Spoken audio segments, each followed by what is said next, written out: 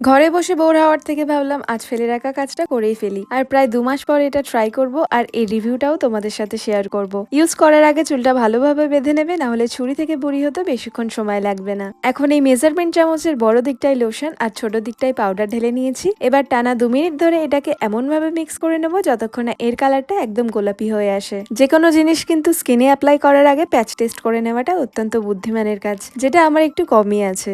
আর আমার মিক্সিং এখানে ডান। আর তার আগে অ্যাপ্লাই করে নেব এর সাথে দেওয়া এই জেল ক্রিমটা। তোমাদের যেখানে যেখানে ট্যান আছে মুখে, হাতে, পিঠে এই ক্রিমটা ইউজ করতে পারো, বাট সেন্সিটিভ স্কিনরা এই ক্রিমটা প্লিজ এড়িয়ে চলো। আমি মুখে ভর্তি করে এটা অ্যাপ্লাই করে নিয়েছি, কিছুটা বেঁচে গেছিল তাই হাতে আর গলাতেও মেখে নিয়েছি। টানা ২০ থেকে ২৫ মিনিট এভাবে ভূত সেজে থাকার পর এবার পালা এটাকে পরিষ্কার করার। আর এখানেই আমি সবচেয়ে বড় ভুলটা করলাম, টিস্যু পেপার দিয়ে মুছতে গিয়ে পুরো টিস্যু ভিজে একদম নেতা হয়ে গেছে। বাট তোমরা এই ভুলটা করো না, যে কোনো নর্মাল টাওয়াল বা কোনো গামছা ইউজ করতে পারো। মুখে আর হাতে সেভাবে ট্যান না থাকলেও তোমরা নোটিস করেছো কিনা জানি না, গলার ট্যানিংটা কিন্তু বেশ ভালোই পরিষ্কার হয়েছে। আর আমার এই প্রোডাক্টটা কিন্তু বেশ ভালো লেগেছে। তোমরা কেউ এটা ইউজ করে থাকলে আমাকে তোমাদের রিভিউ কমেন্টে শেয়ার করতে পারো।